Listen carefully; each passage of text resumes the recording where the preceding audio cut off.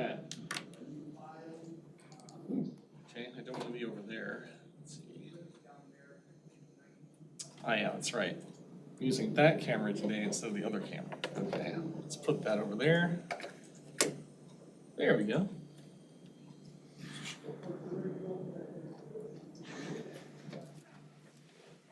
Hey, he started early. Okay. All right. He started early. He started 1 minute early. I didn't know we could start early. All right. Well, thank you, people that showed up this morning. I was expecting a bit more today, but because this is a pretty big chapter, but Can we get extra credit? oh, now you're gonna jinx it. Now everyone's gonna show up. See, I didn't wanna jinx it. I didn't want to say anything, but well, we'll just have to see. All right, announcements. So chapter 9, this is the second chapter of the content for the third exam, covering chapters 8 through 10. Only other announcement I have is, that's right, Thursday is gonna be our last of the Excel chapters, and then it literally is all downhill from that point. So we're gonna have our 5th and final project in Excel for macros. We are actually going to be manually editing a macro. Don't freak out by that. You're just gonna change a letter and that's it. You're just gonna change one letter in the code and that's it. So it's not gonna be bad. We're gonna be just fine. No other real announcements other than, for those of you, and I'm pointing to the camera because you're not here, for those of you under 100 points right now, I'm telling you, if you don't get something in soon, it's happening. Warning is coming. I gave the friendly reminder to those that were under 100 points. None of them are here right now, so everybody that's here has been showing up, so I don't worry about it. Oh, individual research projects. I graded those that have already been submitted. Please check your inbox for your computer, for your topic.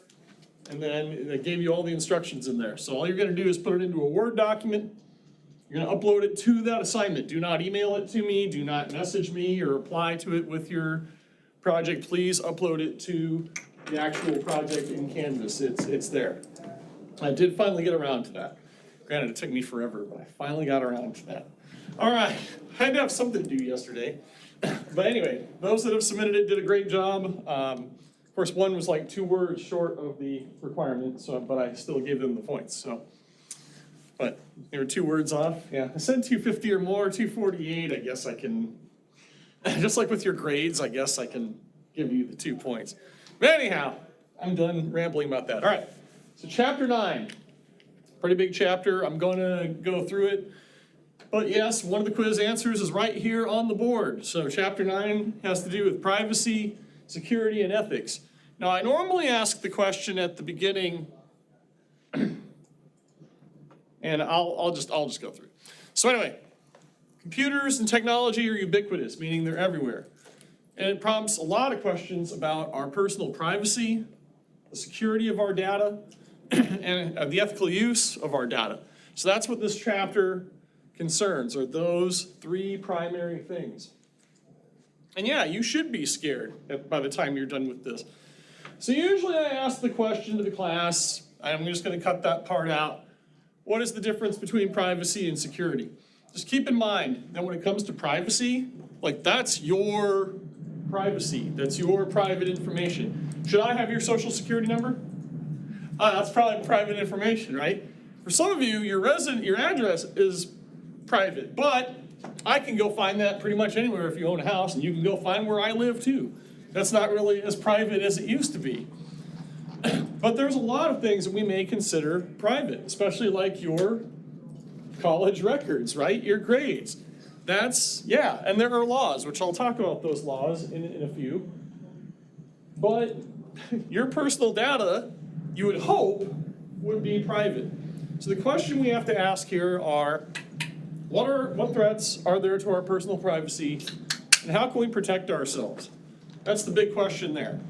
With security, I'm going to cover all this today. With security, how can access to sensitive information be controlled, and how can we secure the hardware and the software? Again, security is sort of up to the organizations that we deal with. Because a lot of times we have what? Usernames and passwords. We're going to talk about those things too. In ethics, the people that have our information, what are they going to do with it? That's a big one, right? Like, what are they going to do with our information? Are they going to sell it? What are they going to do? Yeah, I'll talk about that in a minute too. So when it comes to privacy, and this is the answer to one of your quiz questions today. Actually, the issues below are the answer to one of your quiz questions today. But this concerns the collection and use of data about us, about us ourselves. And there are three big-time privacy issues related to that. The first is accuracy. Think about this. The data that is out there about you is not 100% correct. You know this. People make mistakes typing data entry all the time. Property, that's the second one. Who owns that data? We usually don't ever know who owns the data, because you all read all the fine print all the time, right? No, we don't read all the fine print.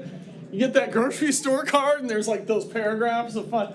Or you get your McGraw-Hill SimNet account and you didn't read through all the terms and conditions. No, you didn't take the time to do that. Okay, so somebody owns our data and somebody has the rights to the software that we use. So that's another privacy issue. And last but not least is access. So who has access to our data? Who controls it? Who can use it? Again, big time questions here we gotta ask. Organizations compile data on us all the time. And I really want you to think about this. So there's something called big data, which means it's an ever-growing volume of data. That's what that is. That's all that is. So in 1999, an estimated 1.5 billion gigabytes, or as we call them, 1.5 exabytes, of data were produced worldwide. In 2020, that number grew to an estimated 64 what we call zettabytes, which 1 zettabyte is equal to 1,000 exabytes. So just over the past 25 years, and yes, I'm going to show you a graphic here in a moment. Just keep in mind that a lot of data has been collected, especially over the last 10 to 15 years. And there are all kinds of data collectors that collect data on us. Like there's a bunch. There's way more than what I list here. And of course, they all have the ability, if we allow them to sell our data. You're like, wait a minute, I didn't give them permission to sell the data. Remember what I said earlier? The fine print? Talked about the fine print. We don't all read it. But sometimes they sneak that in there, that they have the ability to sell our data. So when you get random things in the actual mail, like the actual mailbox, you're wondering where it all comes from, who knows what you clicked? If you think about that, who knows what you consented to? All right, so here's that graphic I was showing you about. So just keep in mind that a zettabyte is equal to 1 sextillion bytes. That's a lot of bytes. So just keep in mind that, especially over the last like 5 to 10 years, most of this data has been collected. Crazy. All right, Google Street View, all that data that's being collected by those vehicles that go all over town, yes, they do collect information, and they collect a lot of it. But keep in mind that spreading information without personal consent can lead to identity theft, and yes, 1.4 million people reported that to the Federal Trade Commission in 2022. There's also cases of mistaken identities, which I think I gave you my FBI story already. If I didn't, I think I did already. You know about Nick Rouse? The 12-year-old? I thought I did give that story. Yes, okay, I did give that story. I never gave you that story? Oh boy, I thought I did. All right, I'm going to talk about mistaken identity. So I was teaching this class one morning, and I'm up here at the podium, not right here at the podium, but let's just say when I was teaching this on the main campus, I was doing a lab or something, and my phone starts blowing up. My wife's starting to type in all caps about what a horrible person I am, the things that I've done bad, and how horrible I truly am, and I'm supposed to move out of the house right after I get home. So I said, well, I know I didn't do anything wrong, so okay, I'll come home. Then she continues the barrage. I didn't want to try to call, so I just left work when it was time to leave work, went home, And she starts throwing stuff at me. But keep in mind, I've done nothing wrong. And the end of the story is, I've done nothing wrong. So you know where this is going. So, I'm like, why don't you get the FBI back over here and have them talk to me? Well, you're standing outside and you're not coming back into the house until this is done. So I stood outside for like 2 hours. And I'm like, okay, I can't get a glass of water. No, you can't get a glass of water. You're all smiling because you all know where this is headed. So, they can't see you on the camera, they can only see me. So, moving forward. The FBI finally come to the house in their little FBI jackets and all that. They're like, sir, who are you? Well, I'm Nick Rouse. You can't be. I'm like, what do you mean? Here's my ID. They're like, oh my God. Well, you don't happen to have a picture of Nick Rouse, do you? It's a kid. It's like a 12-year-old kid. And I'm like, look, honey, it's Nick Rouse. Do you have something to say in front of all the officers to me? Do you have something to say to me? No, I'm not doing it here in front of them. You're doing it here in front of the officers. What did you accuse me of? So the kid, they were actually just looking for the kid. The kid didn't do anything wrong. They feared he was in danger. It wasn't even about something wrong. Talking about mistaken identity. They're like, they look up and they're always like, there's no way you are. I'm like, that's what I thought. So she ended up apologizing to me.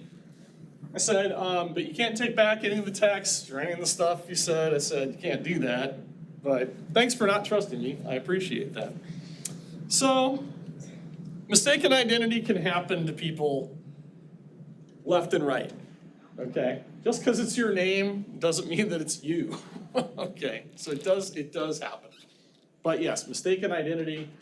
You would think they would have done enough homework on me to know that I've been teaching for like a lot of years, and they should have known that through I was the homeowner. How can a 12-year-old be the homeowner? They could look that up. That was all public record.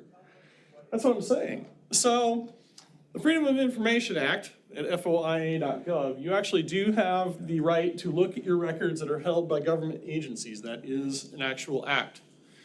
When we're working in our employers, please keep in mind that yes, your employers in Arizona can monitor your email legally in this state. Every state has a different law regarding monitoring of employee emails. So hopefully the only thing that you're doing on employee email is, well, work. I hope that's all you're doing.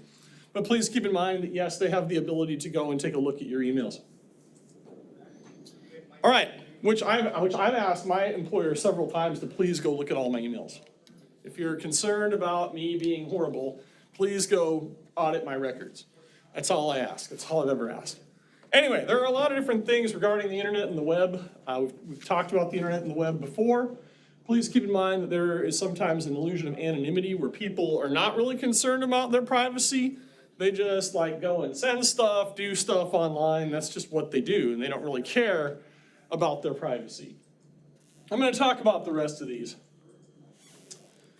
So please note that anytime you use a web browser, your history files are always going to be accumulated. Sometimes we call them temporary internet files. Those are on there as well. But the reason those files are downloaded is so that as you continue to visit these websites over and over and over again, the websites load quicker and quicker each time. So please note that's what temporary internet files are for. Yes, can we clear these? Can we clear temporary internet files? Can we clear our browsing history? Yes, the answer is yes to both. So anyhow, you have the ability to do that. There's also something called cookies. Now, I've had people in this class several times, ask, well, can these cookies record my passwords? And the answer is no. So I want you just to think about this for a moment. Yeah, I'm going over here to right now. Everybody, I know. I'll write up here so you can, I hope you can see up here. So anyway, let's say, this is all hypothetical, by the way. Let's say I go to apple.com, okay?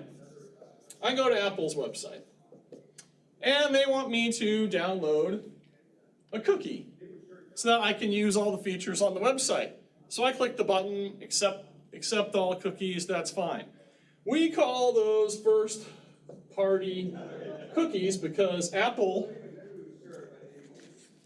their website, wants us to do that. Now, what they use those cookies for is to track, not track you personally, but within their website, they want to know how many people are visiting the website.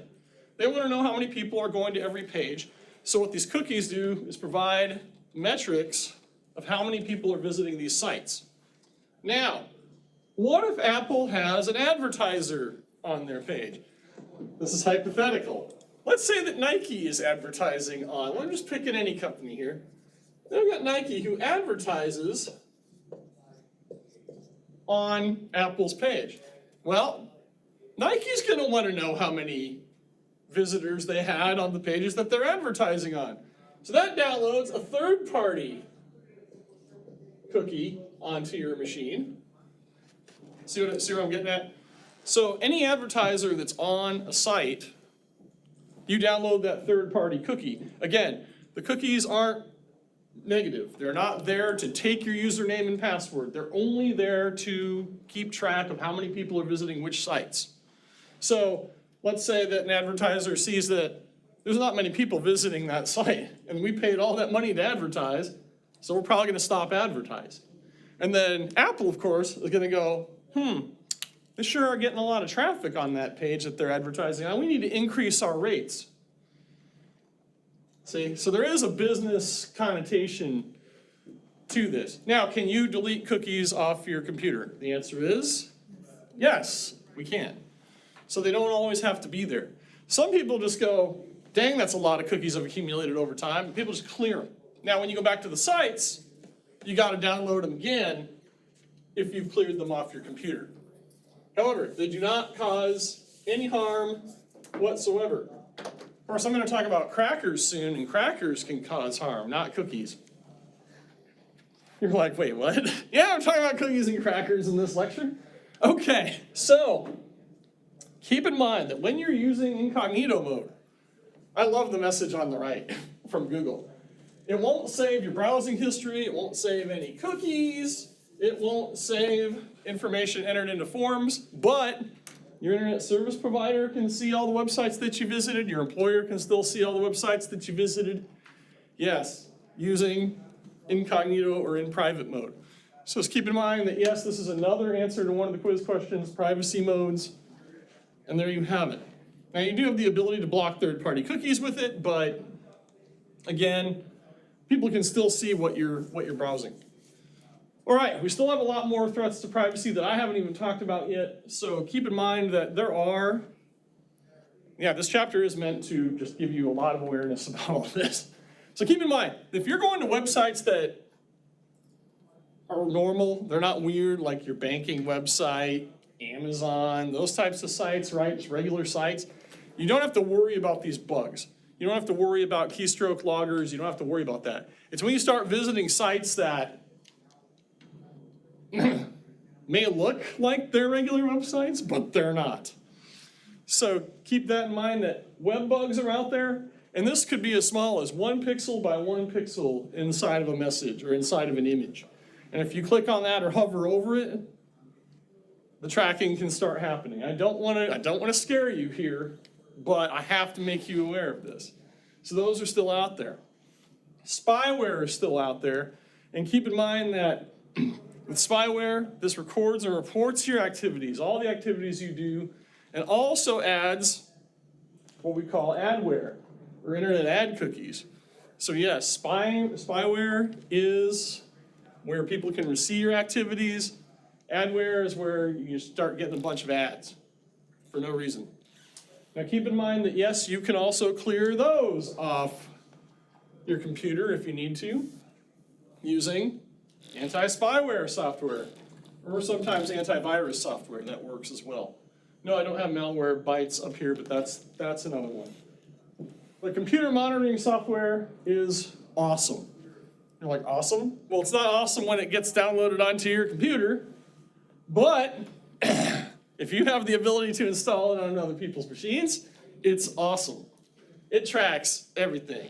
Like, it tracks every password, it tracks every website. You get a nice, awesome log file from it. I've only had to use that on a boss once in my career.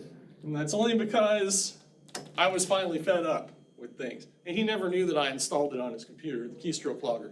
So the keystroke logger logs every single thing that somebody does on their computer. Again, every password, everything. And you see it all. And it's remarkable. But anyway, of course, you got to hide the program like in a folder that no one's gonna see it. So yeah, that was the other trick too. But anyway, moving on. All right. So we all have data that's out there online. Every post we make on social media is archived indefinitely, which means that even if we delete stuff, there's probably still a record of it out there somewhere. It's permanent. It's indefinite. However, there are 3 major laws that protect our sensitive data. The first of these is our financial records, which is the Graham-Leach-Bliley Act, which was passed 25 years ago. So your employer, by law, is not supposed to ask about your financial records. Now, of course, there are jobs out there where they're like, well, we require that we look at, but you have to give, by the law, have to give them consent to do that. Without that consent, if somebody's looking at your financial records, that's illegal. That's definitely illegal. And you should be prosecuting if somebody actually does that without your permission. HIPAA is another really big one that was passed in 1996. So, as an employer, I'm just going to put my employer hat on for a minute because I've had to hire a lot of people. I am never allowed to ask, ever, about somebody's health. I'm not allowed to ask it in a question. I'm not allowed to question that, period. If I do, I can be prosecuted as an employer. Of course, I've had my colleagues ask, well, Nick, he's going to be 75 years old when we hire him. You sure you want to do that? I'm like, do you know, like, you just violated like HIPAA and stuff like that, right? You're not supposed to do that. You're not supposed to ask questions. It doesn't matter what age people are. I'm like, you're so lucky I don't have you canned for that. So anyway, just kind of dismissed that. But yes, I've heard stuff like that. Or, the person can barely walk, Nick. I'm like, you're not supposed to be asking these questions.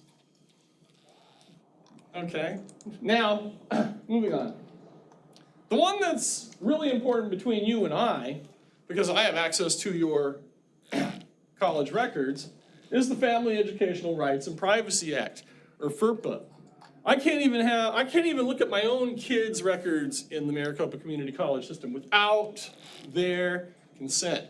I've had parents of students march into my office and go, well, I demand their records. I'm like, well, where's your FERPA form? Did you finish one of those? We have to fill out a form? I'm like, yeah, you gotta go up to, Handling Center and go to Admissions and Records and get your form. I can't release any of that.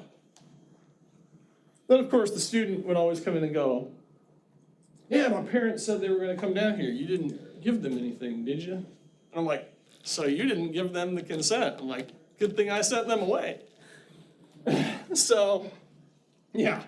So, concerned parents should, stay in their lane, and because if their children don't want them to have access to the records, that's your right. You don't have to give anybody access to those records. Now, of course, if you're applying for graduation and stuff, then yeah, you have to give people, of course, those are just regular employees. You can just say, yeah, go ahead and look it up. All right. I did say I was going to talk about crackers. As you can see here, crackers are bad. So cookies are not that bad, but crackers are definitely bad. So different types of hackers out there. Keep in mind that hackers do it for fun. Crackers do it with malicious intent to destroy something. So that's your difference between white hat and black hat. Cybercrime does affect millions of people annually, and it's estimated that the costs are going to hit $10.5 trillion next year, and that's a lot. So there are different types of crimes out there. Malware. Yeah, now we're talking about viruses. So not all viruses are like made to destroy your computer. They're meant to cause, I call them nuisances or annoyances, where maybe you start getting pop-up windows after pop-up window after pop-up window, and you're like, uh-oh, what happened? You probably downloaded a virus somewhere. Worms are horrible, though. Worms are way far worse than viruses. So worms are self-replicating viruses. So let's say somebody sends you a file, you double-click and open the file, and all of a sudden the stuff starts happening to your computer until it shuts down. Yes, worms can shut whole computers down, entire departments down. I've seen it wipe out a department once. That was the crazy part. Because the person decided to download the file from the email, put it on the server, they double-click the file, server gets wiped out. Yeah.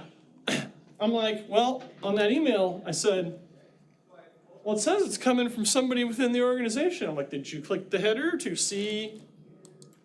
Because it was just an email with a file in it. It said no subject. And the person went and double-clicked the file. Same person clicked on weird links they were receiving too. So I don't know. Some people just don't get it after the first time. But worms are bad. I'm just going to tell you worms are bad. That's when I had to run all around where I was working, yelling, going, don't open the email that says, because everybody got the email. I just deleted it, because I'm like, I know what this is. I'm deleting it. So yes, if you ever receive anything weird, like no subject, and there's a file, don't try to double click it, just delete the email. Do not do it.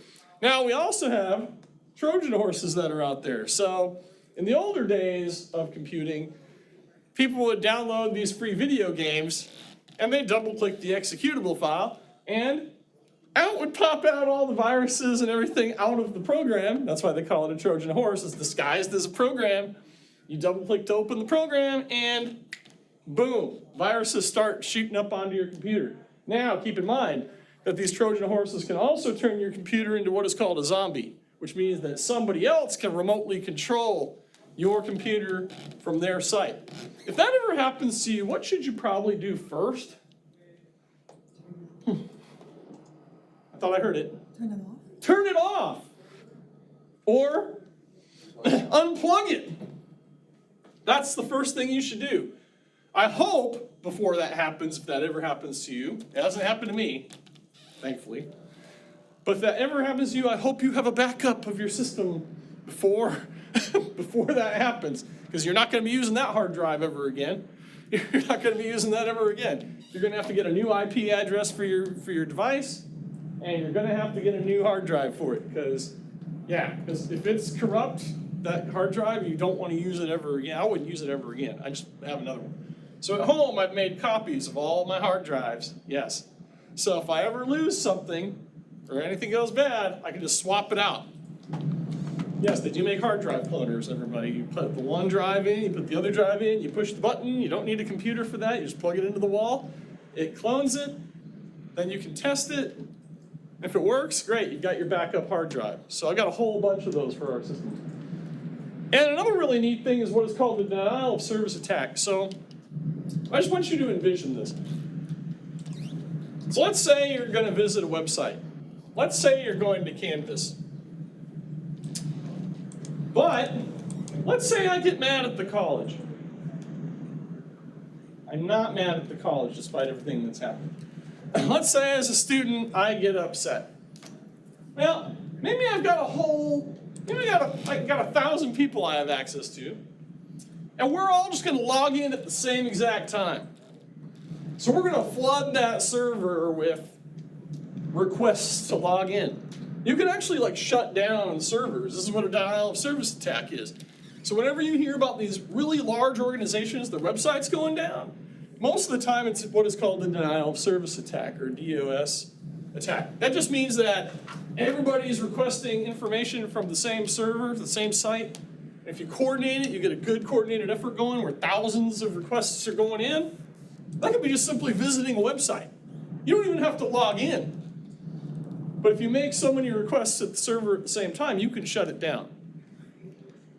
Now, of course, one of us probably can't shut it down. We'd have to have like some kind of like, or get some bots going, right? No? I know I make that sound so easy, don't I? You can probably Google all this stuff. I'm just making you aware of this. All right, other computer crimes that are out there. I love the rogue Wi-Fi hotspots one. So I'm laughing because I think I actually used one of these just to see what would happen. No, I didn't put any passwords in or anything. But I was on vacation with my wife, and the neighbors, I guess, didn't secure their network. So we had access, because my wife's parents didn't have the Wi-Fi, but we had Wi-Fi because one of the neighbors had it, right? So this is just some hotspot that was out there, and I'm like, is this safe? So I just started browsing websites, and I'm like, I really don't want to put a username or password in. So I'm like, I'm just going to catch up on the news. So I'm out there, it's like 25 degrees outside, and I'm out there just going, I could type. My wife's like, I need 10 minutes with the computer after you're done. I'm like, okay. Can you bring me something out here? It was cold. But anyway, random Wi-Fi hotspots, you should not be using those. Because here in Phoenix, I'm sure there are people that have set these up, and they're gonna see everything that you're doing on the network. So please, if you don't recognize the network, do not use it. That's my number one thing there. Talked about identity theft. Did not talk about cyberbullying, so I'm going to go into that next. So cyberbullying is really bad. I mean, really bad, and it affects a lot of people. It's affected multiple people in my own family. Yes, you can go to court and get people shut down. Yes, for cyberbullying, yes, you can get injunctions with the court and get people to completely stop what they're doing. We have had to do that. So I'm telling you, the court system works, and it works fast. They got that done quick. Like, we're talking like same day. And I'm like, don't worry, I saw that person that was bashing my wife after that. I'm like, hey, why are you in a wheelchair now? I'm like, good work, sir. And it was a lady that was bashing her. But yeah, saw her, I'm like, why are you in a wheelchair all of a sudden? That's a bummer. And then, of course, they moved like right after that. And I'm like, okay. So yes, do not think that if you bully somebody online that they're not going to come back and, actually that was karma. I didn't do anything to her. That was just karma. Karma is horrible, isn't it? So that's why we don't treat people badly online. So whatever you do not treat people horribly online. You just got to treat it like it's a normal conversation that you're having with people. But some people are just like, I don't care who I offend, and they just go nuts. But yes, you can take legal actions with that. Oh yeah, phishing. I didn't even get to talk about that yet. You know, phishing, like, and you just try to reel it in, the credit card information and all the other information. The same person that did the worm, that opened the program with the worm that shut the server down, they also did this, where they put their credit card information in on a site that looked like their bank site, and they clicked the button and submitted it, and I went, she came over and goes, this is my bank site, right? I'm like, you didn't put anything in there, did you? No. I said, no, look at the link. Look at the address. It's like .zh or something like that, and I'm like, what did you just do? Well, I put all my information in because I thought it was the bit. I'm like, oh my God. So they put their card information in, they put all that information in. I'm like, yep, that's a phishing site. So now you're gonna have to go close your account and get a new one. Why do I keep doing this stuff? I'm like, you gotta take a class. I know someone that teaches one. So anyway, internet scams are out there. Do not fall for any of this stuff. You're not getting a free vacation. You're not getting free anything. So just do not fall for any of this stuff. My in-laws were famous. I know my wife loves hearing this story. She wishes I would stop telling it. My in-laws would send these damn chain letters all the time. If you don't forward this to 10 people, you're gonna have bad luck for the next. Now, keep in mind, I've had bad luck for a really long time, so I probably should have listened to the chain letters. Of course, I would always be the one that would go out there and look for like hoaxes and stuff like that, and I'd have to send it to everybody. I'm like, everybody, do not click on the link. Here's the story about how this is a hoax. Why do you always have to be the one that, like, destroys all of our fun, Nick? I'm like, I'm just trying to save you all problems. So, no, I would never forward one of those things thinking I was going to get money. That just doesn't happen. All right, moving on. And phishing, yes. I talked about this before. HTTPS is a real thing. It's a real protocol. So when you're ever entering data into something, it should always be HTTPS. Do not give any personal information on any regular HTTP site, ever. That's my one thing I gotta tell you about this class is to not do that. You always put in your information on HTTPS sites. Now, data is extremely valuable. We've talked about this before. So we have to be able to restrict access to that data. So sometimes we encrypt the data. That's where the HTTPS comes into play. So when we're sending data over that protocol, it encrypts the data so other people can't get it. So other people can't get that data. It scrambles it, essentially. We also have things like badges to protect server rooms. Yes, that's physical security as well. We should have physical security. I may have mentioned disaster recovery plans in this course before. I hope I have. Organizations after 9/11 started putting in disaster recovery plans in case something bad happened. However, our data is extremely important to us. It's extremely important to others. So we definitely have to have that secured. People used to do what are called dictionary attacks to try and figure out what your password is. However, if you have noticed, which I hope you have, if someone has your password, they don't necessarily have access to your data. Because what are we asked for now after our passwords? We're asked for some kind of, like code, right? And that's two-factor authentication, or 2FA as they call it. So, and sometimes it's more than two factors. Sometimes we have to do an additional thing, like click all the boxes that have a bicycle. And I'm sitting there going, how many times do I have? Then you get it wrong, and then they gotta ask you for something else, because you missed that one little piece of the bicycle in the corner of the one box. I'm like, come on, just give it to me. I just wanna get into my account. So sometimes you even have to go through that. We've talked about firewalls in this class before. Those are out there. You know, talk about biometric scanning here. So that's real. Like, that's not science fiction anymore. Like, there are actual iris eye scanners or retinal scanners that are out there to have access to stuff. Yeah, you have badges, you have fingerprint scanners. This is all real now. This is all real protection that's out there. We also have something called a password manager, which I do not use because I've seen these in action. They actually change your password. Like, this password manager will change your password every time you log into the website. Yeah, and then usually the passwords are like really, really, really long and they don't make any sense. So I'm like, I always ask people that have these, so what happens when your password manager goes down or if it gets deleted by accident? What do you do then? Well, I guess I'm gonna have to log back into every single site and figure out, like, this seems pretty easy. Here, can I see your phone? I was gonna throw it against the wall, but I'm like, no, I won't break your phone with the password manager on it. Okay. But keep in mind that they are really neat to have, but that's the only drawback is what happens if you don't have it anymore. All right, encryption. I'm not gonna bore you to tears. I'm just gonna tell you that there's email encryption that's out there, file encryption, website encryption, talked about that. Virtual private networks, talked about that last chapter.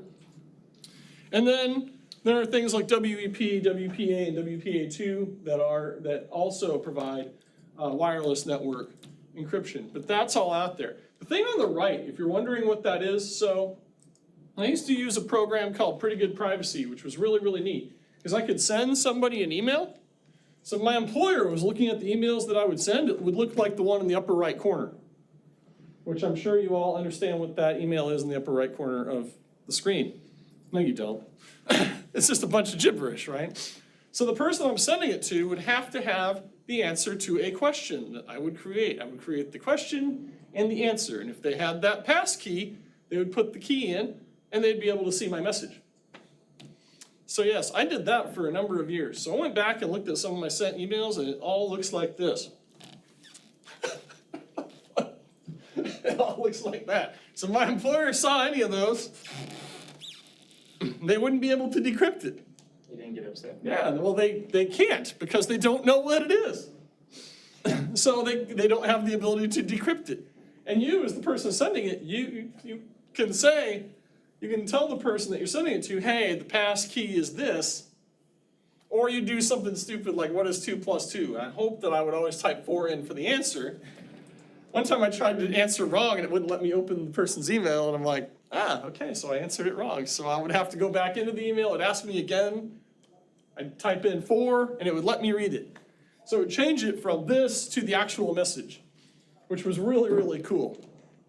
Can't believe none of my coworkers figured that one out. Okay, so I was the only one using that, especially when I was not happy with my boss.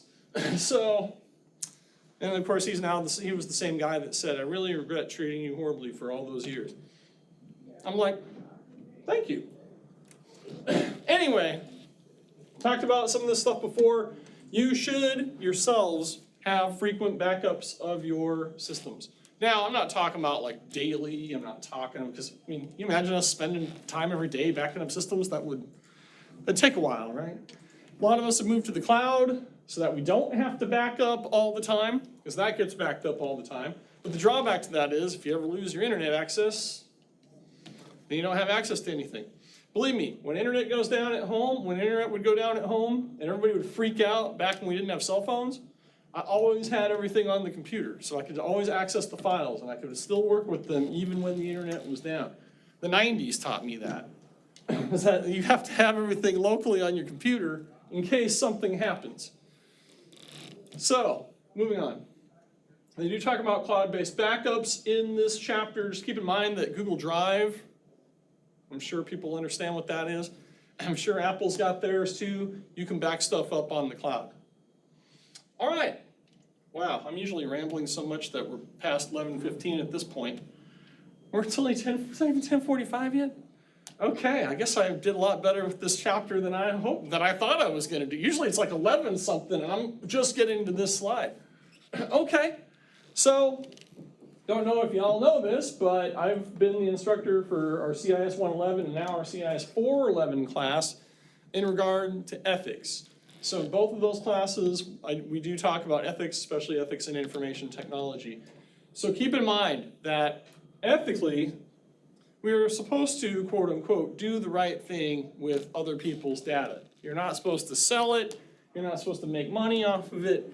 If you discover things, like I once discovered 10,000 unencrypted passwords to every employee in this district. Oh, I didn't tell you that story, did I? Oh, we'll talk more about that in chapter 11, on the databases chapter. But yes, I was able to uncover that, and no, I was not losing my job. And I immediately got the chancellor of the community colleges to come to my office between meetings. I said, I want to show you something. Freaked that person out so bad. They saw that and they went, I said, that's your password right there, right? How did you get this? I'm like, is it? I'm like, you don't have to change it. I'm not going to sell it or do anything with it. I'm just asking. So I tried a few of the other passwords out too, and I'm like, this is back when two-factor wasn't a thing. You just had the password and you were in.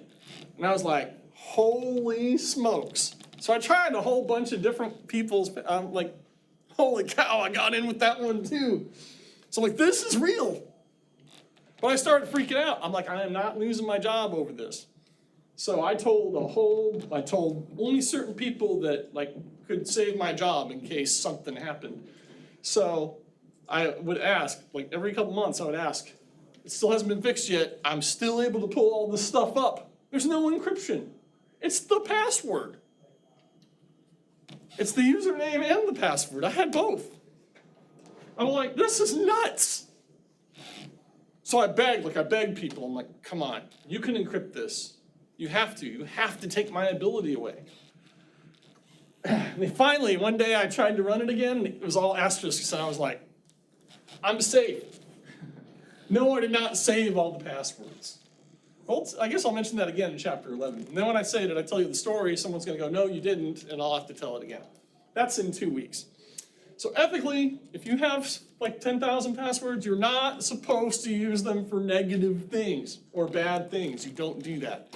Even though I didn't like some of those people, I still didn't do anything bad with their data. All right, copyright. So in your individual research projects, I asked you to give credit to the website or wherever you got the information from, so that you're not completely using copyrighted work. You're actually giving credit where credit is due, which is what you should do. Now, of course, my CIS105 people, I'm very harsh on the grading. Yes, very harsh on the grading in that class, because people will not give credit to the quote stuff, and they just not put where they got it from. And I'm like, where is this? And then they have to do the essay over again. Well, not completely, they just have to make the changes. Sometimes I've had students that need 3 different times where I've explained what to do, and they're still not making the changes. So I don't know. Anyway, that's what I get to do after this class. I get to go grade more essays. So please give people credit where credit is due. Oh yeah, and software piracy. How easy is it to pirate software these days? Pretty easy. Is it? What have companies started doing? Because companies have caught on to this. What do you have to do now to download the software? You have to pay. Yes, the subscription, right? They've moved to subscriptions instead of physical media. In the old days, we could get our hands on the physical media in a key and go, yes. And it worked. My employer would actually publish lists of keys that you could type in and use. So all I had to do was like, just download the application and go, let's see if this works. And it would work. And I'd be at home going, this is nice. And so, I mean, employees were supposed to get the software anyway, but I mean, I'm like, hey, let's try this on more than one machine. And sure enough, it worked. And I'm like, I wonder how many times I can do this. So it turns out those were like universal keys that could be used on like thousands of machines, and it wouldn't have mattered. So I'm like, why would you do that? You should like change that. So software piracy too, you can go and download illegal programs if you want. I've had students come to me and say, Mr. Rouse, I got all these viruses on my machine. I was trying to install, I'm not going to tell you the program, but they got this disk from somebody that obviously had viruses inside the program. They put the disk in their machine, loaded it, installed it, and the machine just wasn't like working anymore. So what I had to do was I had to completely clear the hard drive, reinstall Windows, yes, and then find him the application he was looking for, and then I told him, you're gonna have to go and actually pay for this. But I got your computer working again. No, I do not do that for students anymore. You can take your stuff to the help desk. They'll help you with that.